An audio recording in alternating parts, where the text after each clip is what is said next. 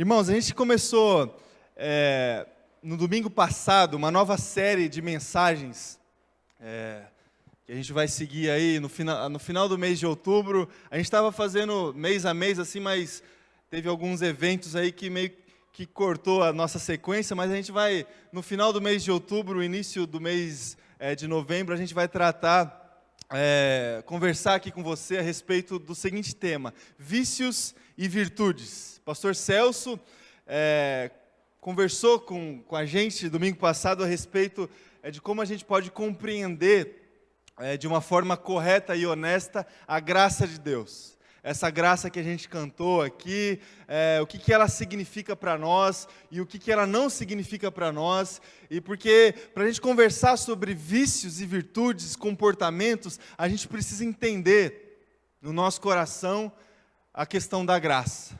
E foi isso que a gente conversou no domingo passado. E hoje a gente vai conversar a respeito de vícios e virtudes a partir da nossa perspectiva mental. O que a gente pode conversar sobre atitudes viciosas e atitudes virtuosas a partir da nossa mente? E aí eu queria ler com você Romanos 7, a partir do versículo de número 14. Todos encontraram aí? Diz assim o texto: sabemos que a lei é espiritual, eu contudo não sou, pois fui vendido como escravo ao pecado. Não entendo o que faço, pois não faço o que desejo, mas o que odeio. E se faço o que não desejo, admito que a lei é boa. Nesse caso, não sou mais eu quem o faz, mas o pecado que habita em mim. Sei que nada de bom habita em mim, isto é, em minha carne, porque tenho desejo de fazer o que é bom, mas não consigo realizá-lo. Pois o que faço não é bem o que desejo, mas o mal que não quero fazer, esse eu continuo fazendo. Ora, se faço o que eu não quero, já não sou eu quem o faz, mas o pecado que habita em mim.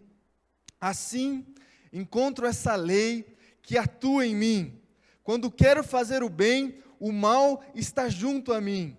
No íntimo do meu ser, tenho prazer na lei de Deus, mas vejo outra lei atuando nos membros do meu corpo, guerreando contra a lei da minha mente, tornando-me prisioneiro da lei do pecado que atua em meus membros. Miserável homem que sou, quem me libertará do corpo sujeito a essa morte? Graças a Deus por Jesus Cristo, nosso Senhor, de modo que com a mente eu próprio sou escravo da lei de Deus, mas com a carne da lei do pecado.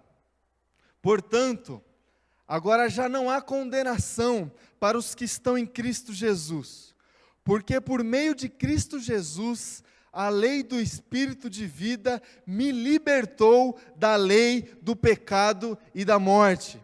Porque aquilo que a lei fora incapaz de fazer, por estar enfraquecida pela carne, Deus o fez, enviando seu próprio Filho, à semelhança do homem pecador, como oferta pelo pecado. E assim condenou o pecado da carne, a fim que as justas exigências da lei fossem plenamente satisfeitas em nós, que não vivemos segundo a carne, mas segundo o Espírito. Quem vive segundo a carne tem a mente voltada para o que a carne deseja, mas quem vive de acordo com o Espírito tem a mente voltada para o que o Espírito deseja. A mentalidade da carne é morte, mas a mentalidade do Espírito é vida e paz. Até aqui. Feche teus olhos mais uma vez, eu gostaria de orar.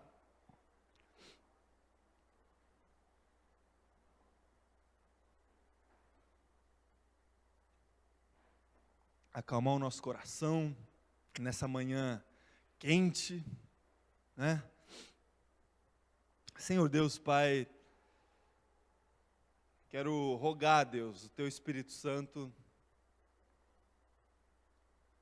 que Ele venha acalmar, Deus, o nosso coração, venha trazer, Pai, o nosso entendimento, a nossa atenção para a reflexão da Tua palavra, Deus. A gente acredita, Deus, que sem a ação do Teu Espírito Santo, de nada vale a exposição da Tua palavra. Então que o Senhor fale aos nossos corações, em nome de Jesus.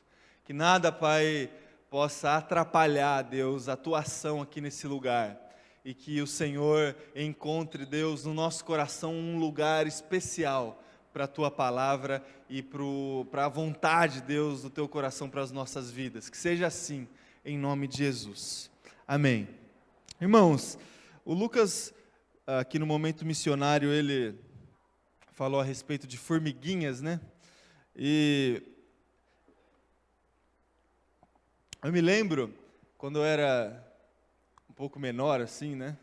Quando eu era jovem, não que eu não seja jovem, mas quando eu era mais jovem, eu assistia alguns desenhos na televisão, e eu coloquei aí um pouco disso no texto do boletim, principalmente o desenho do Pica-Pau, vocês lembram? Nem sei se existe mais desenho do Pica-Pau. Existe, deve existir, né?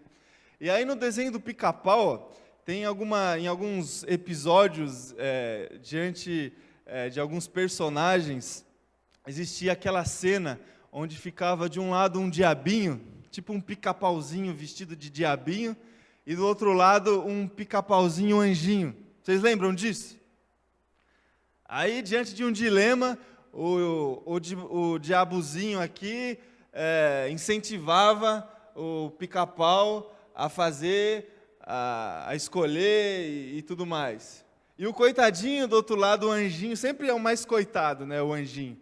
Não faz isso, e não vai por esse lado. E não só acho que o desenho do Pica-Pau, mas outros desenhos têm esse cenário do diabinho de um lado e do anjinho do outro. E esse cenário maniqueísta da vida, essa divisão que a gente faz entre o bem e o mal, entre o céu e o inferno, entre a vida e a morte, essa divisão que a gente faz, ela é comum para nós. Especialmente a mentalidade influenciada pela cultura ocidental. Esse pensamento dúbio entre os desejos bons e os desejos maus. E é sobre esse pano de fundo maniqueísta, do bem e do mal, que o apóstolo Paulo, ele escreveu esse texto que nós lemos. E esse texto que nós lemos, a gente percebe muito claramente essa divisão que é feita entre os desejos da carne e os desejos do espírito.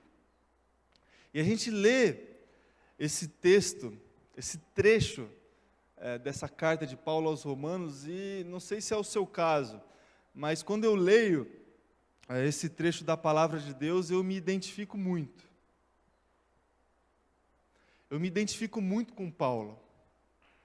E às vezes eu penso que se o Paulo, que foi o sujeito que a gente olha e tenta imitar, que foi o sujeito que falou, sejam meus imitadores, como eu sou de Cristo. Se esse rapaz, se esse sujeito convivia com essa luta que ele descreveu aqui, entre o fazer o bem e o fazer o mal, entre aquilo que ele deseja fazer e não consegue, e aquilo que ele odeia fazer, mas faz. Se esse sujeito conviveu com isso, eu olho para ele e me identifico demais, porque se ele viveu isso, quanto mais eu, e quanto mais você. Irmãos, a gente pode ter a falsa expectativa de que em conhecendo Cristo, em se convertendo, em se entregando a vida para Jesus, a nossa vida, de certo, mudaria por completo, que a gente não precisaria passar por situações como essa. A gente pode ter a falsa expectativa de, entregando o nosso coração para Jesus, o nosso comportamento mudaria por completo. E a gente nunca mais, o nosso coração nunca mais desejaria o fazer o mal. E existe, eu acredito, essa expectativa, mas essa expectativa não se cumpre. A gente entrega a nossa vida para Cristo, a gente entrega o nosso coração na presença de Deus, e ainda assim, a gente continua com esse dilema de fazer o bem e de fazer o mal.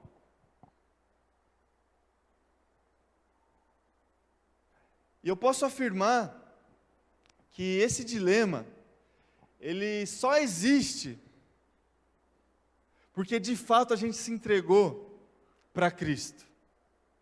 Esse dilema, essa crise que acontece internamente no nosso coração e na nossa mente, diante das opções que a gente tem de fazer as coisas certas e de fazer as coisas erradas, esse dilema, ele só existe dentro do nosso coração porque a gente compreendeu a lei de Deus. Porque a gente sabe agora o que é fazer o bem. E por isso que esse dilema existe. Porque se a gente não tivesse essa preocupação com a lei, se a gente não tivesse a preocupação e o conhecimento da lei de Deus, esse dilema não existiria. Porque no nosso coração não ia existir essa vontade de obedecer a lei. E a gente só obedeceria os desejos do nosso coração.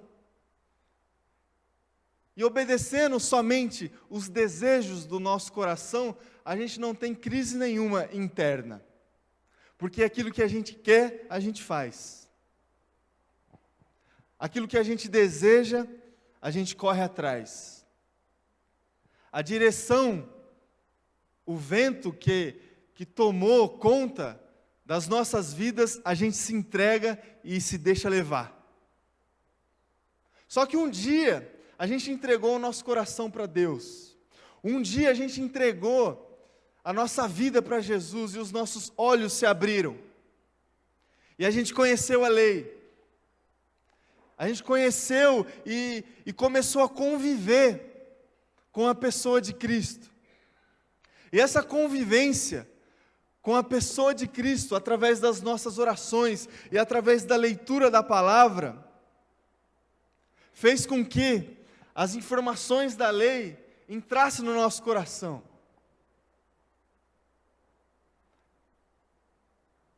E porque a lei entrou no nosso coração, essa crise expressa no texto que nós lemos do Paulo, ela começou a fazer parte da nossa vida também. E de repente, aquilo que eu estava acostumado a fazer, que o meu coração sempre fez, que a minha vida sempre fez, que o meu corpo sempre pediu, eu agora odeio isso, porque a lei de Deus me mostrou algo, só que às vezes eu faço. E às vezes o que eu quero fazer, que eu conheço das Escrituras, que eu olho para Cristo, para a pessoa de Cristo e as coisas que Ele me desafia, as coisas que eu ouço aqui na igreja, a respeito de mudança de comportamento, de mudança de atitude, de mudança de maneira de ser, essas coisas que eu sei que eu preciso fazer, que eu sei que eu preciso mudar, eu não consigo fazer porque o meu corpo não quer. Eu sei que eu preciso me doar. Eu sei que eu preciso ter uma vida disciplinada de oração, por exemplo, mas meu corpo não quer. Eu sei que eu preciso investir na vida de outras pessoas, mas o meu corpo me diz que eu preciso investir somente em mim. O meu corpo não quer que eu invista em outras pessoas. Só que eu quero. E aí eu convivo com essa luta, e com certeza, irmão e irmã, se você entregou a sua vida para Cristo, você convive com essa luta. E essa luta se estabelece na sua mente. O bem que você quer fazer, você não consegue. E o mal que você odeia, isso você faz com facilidade. E é assim comigo. É assim com o apóstolo Paulo e provavelmente é assim com você. Só que o texto continua. Paulo expressa essa crise dele e de repente ele dá um grito. De repente Paulo grita: miserável homem que sou. Quem que vai me livrar desse corpo? Quem que vai me libertar desse corpo sujeito a essa morte? Há um grito, irmão, por liberdade. Seja dentro de uma pessoa que se entregou a Cristo, e seja dentro de uma pessoa que não se entregou a Cristo. O grito de liberdade dentro de uma pessoa que não se entregou a Cristo é um grito de liberdade a partir da ausência de leis. Então, liberdade para as pessoas que não se entregaram a Cristo é uma vida sem lei. Isso é liberdade. Faça o que você quer, porque é tudo da lei, não é isso que o nosso amigo Raul fala na sua música? Liberdade é isso. Só que o grito de liberdade para aqueles que se entregaram a Cristo não é um grito de ausência de leis. É um grito de ausência daquilo que me impede a executar a lei. E é esse grito que Paulo dá. Quem me livrará desse corpo que me impede que eu realize as coisas que eu desejo realizar? E aí o texto continua. E Paulo fala: graças a Deus, porque quem me libertou desse corpo, quem ofereceu a vida liberta para mim, foi Cristo. Pela sua graça. Por isso que a gente cantou aqui, que é a graça que liberta. E por isso que a gente cantou aqui que a graça é melhor do que a vida. Quem me livrou desse corpo, dessa tendência, foi a pessoa de Cristo. Foi a figura de Cristo, foi o amor de Cristo. E aí, a partir de Cristo, eu preciso conviver com isso, mas a partir da figura de Cristo, a minha mentalidade não é uma mentalidade que me leva a um caminho de morte, mas é uma mentalidade que me leva a um caminho de vida. E foi isso que a gente leu no texto. A mentalidade da carne se inclina para as coisas da carne, e o caminho é a morte. Só que a mentalidade daqueles que vivem segundo o Espírito é uma mentalidade que caminha para a vida. E é sobre essa vida, irmão e irmã, que eu gostaria de conversar com você essa manhã e pontuar algumas coisas para encher o nosso coração de esperança, encher o nosso coração de perspectiva, encher o nosso coração de vida, de alimento, de Deus, do Espírito Santo. Que vida é essa? Que vida é essa que deve permear a minha mente? Que vida é essa? Primeira coisa,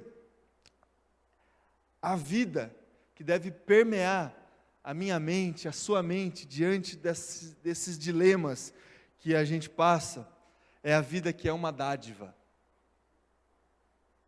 Você já parou para pensar que você não tem participação alguma na sua criação? Você já deve ter parado para pensar, né? Você não é responsável por si. Isso, de uma forma muito óbvia, deve gerar uma gratidão muito grande no nosso coração. Porque eu gosto da minha vida. Você gosta da sua vida? Você gosta, né? Você acorda pela manhã e opa, acordei. Graças a Deus que eu estou aqui ainda. Você tem esse sentimento ou não? Ou você acorda amanhã, vou voltar a dormir porque, né? Estava melhor dormindo. Mas eu gosto da minha vida. Eu gosto de alguma coisa que me foi dada. Eu gosto daquilo que talvez seja a mais preciosidade que eu tenho, que é a minha vida, que é aquilo que me faz sonhar, que é aquilo que me permite se relacionar com as pessoas. Isso que é precioso para mim é algo que me foi dado, que eu não sou responsável. A minha vida, a sua vida é uma dádiva. Alguém te deu. E isso deve gerar no nosso coração uma gratidão enorme.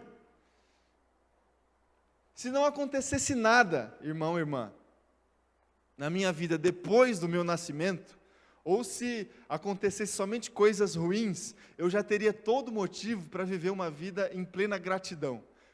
Só pelo fato de eu ter a vida. E essa vida que Deus me deu. Essa vida que Deus te deu.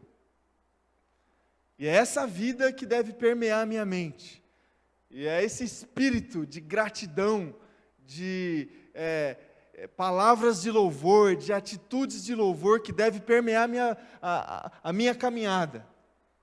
Uma vida que é uma dádiva, uma vida que é um presente. Nós somos privilegiados e especiais. A vida, como uma dádiva, é um convite à gratidão. Tem uma frase do Santo Agostinho que diz o seguinte: proclamem todas essas coisas que não se fizeram a si próprias. Existimos porque fomos criados. Portanto, não existiríamos antes de existir para que nós pudéssemos criar. A nossa vida é uma dádiva. Nós não somos responsáveis por ela. Alguém nos deu, e esse alguém é Deus. A vida que é uma dádiva é um convite à gratidão. Em segundo lugar, essa vida que permeia a nossa mente, que deve influenciar nas nossas ações, que é isso que a gente vai conversar mais para frente, essa vida é a vida que é um movimento. A vida não é uma resignação, e muito menos passividade. A vida é ação, atitude, energia e movimento. Omissão e indiferença são sentidos antagônicos da vida. Irmão, quem vive a vida plenamente, quem experimenta aquilo que a palavra de Deus nos fala a respeito da vida abundante, quem experimenta essa abundância de vida, essa vida plena, é alguém que sempre está em movimento, que sempre está fazendo alguma coisa, que sempre está agindo. Aliás, quem não está em movimento tem algum problema com a vida e precisa de ajuda. Precisa de pessoas auxiliando, precisa de profissionais auxiliando. Mas quem está aí cursando o rumo natural está em movimento, está produzindo, está se relacionando, está em movimento. A vida e a passividade são caminhos contrários. Caminhos contrários. E a vida, como um movimento, é um convite à ação. Essa vida que deve permear a nossa mente, ela não fica somente na nossa mente, ela vai desembocar no nosso comportamento. E é por isso que a gente está conversando hoje a respeito dessas questões internas. O que acontece dentro de nós? Porque ali para frente, a gente vai conversar a respeito de comportamento e ações. E a vida de Deus, a vida que o Espírito Santo coloca na nossa mente, ela desemboca em ações, ela desemboca em movimento, a consequência das nossas atitudes boas, a consequência das nossas atitudes em favor do próximo, é a vida que permeia a nossa mente. É a vida de Deus que permeia a nossa mente. O Karl Barth tem uma frase que ele diz o seguinte: a vida significa agir, mesmo que casualmente seja um deixar de agir. A vida é um movimento. E em terceiro lugar, essa vida que permeia a nossa mente é um relacionamento. A vida é relacionamento. A gente se percebe vivo quando a gente se percebe em condições de se relacionar com as outras pessoas. Nós não fomos criados para viver sozinho. Aliás, nós não conseguimos viver sozinho. A gente se relaciona com a gente. Mas a gente se percebe vivo quando a gente olha para outra pessoa e consegue se relacionar. Quando a gente demonstra afeto, quando a gente se percebe dependente do outro, quando a gente precisa de ajuda, quando a gente não consegue fazer as coisas sozinho e precisa pedir uma ajuda. A gente se percebe vivo assim. Ninguém nasce com vocação para a solidão. O ser humano é um ser social. Por isso que a sociedade, ela se estabelece a partir de grupos de pessoas.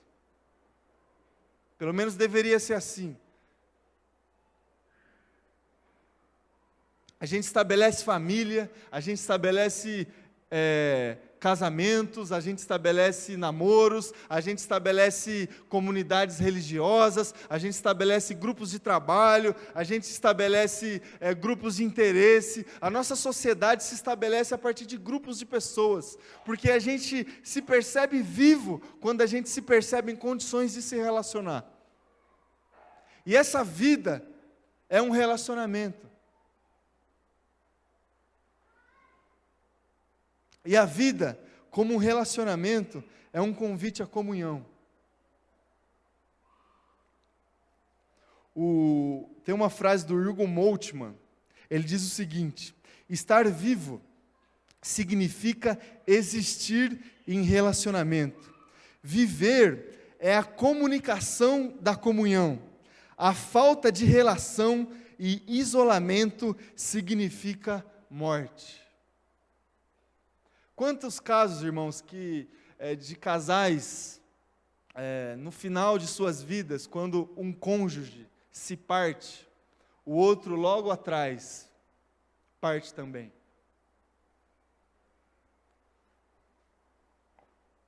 A falta de relação e isolamento significa morte. E morte não deve permear na nossa mentalidade.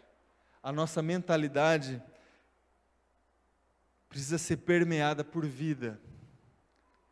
E vida significa para nós relacionamento. E vida significa para nós movimento. E vida significa para nós uma dádiva. E é uma dádiva porque Deus, através de Cristo, pela sua graça, pelo seu amor, nos presenteou com a nossa vida. Por isso que Jesus Cristo é o nosso caminho, é a nossa verdade e é a nossa vida. Jesus Cristo é a vida. A nossa vida é um movimento, e através do amor, da ação, da vida de Cristo, é que nós nos movemos. É que a gente se movimenta. É através da vida de Cristo. Por isso que a gente está aqui. Por isso que a gente deposita o nosso coração na presença de Cristo. Por isso que a gente abre o nosso coração na presença de Cristo e pede misericórdia e pede direção. E amanhã a gente precisa tomar uma decisão e a gente ora e Cristo nos ajuda. Que o nosso movimento seja um movimento orientado por Cristo. E a nossa vida é um relacionamento com as pessoas e, acima de tudo, com esse Cristo. A gente se percebe vivo, irmão e irmã, quando a gente olha para outra pessoa e se relaciona com ela. Mas a gente se percebe vivo eternamente quando a gente olha para Cristo e se relaciona com Ele. A gente se percebe vivo quando a gente olha para o outro e se relaciona. Mas a gente se percebe vivo eternamente quando a gente olha para Cristo e se relaciona com Ele. Que seja assim.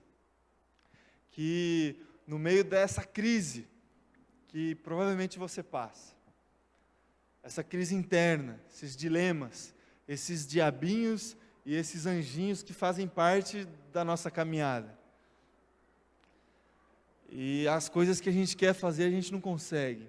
E as coisas que a gente odeia, às vezes a gente faz. Que no meio disso, a gente grite por liberdade. Que a gente grite por liberdade de Cristo. E que na nossa mente permeie a vida de Cristo. Essa vida que é uma dádiva, essa vida que é um movimento e essa vida que é um relacionamento. Que seja assim na minha vida e que seja assim na sua vida, em nome de Jesus. Feche teus olhos, gostaria de orar.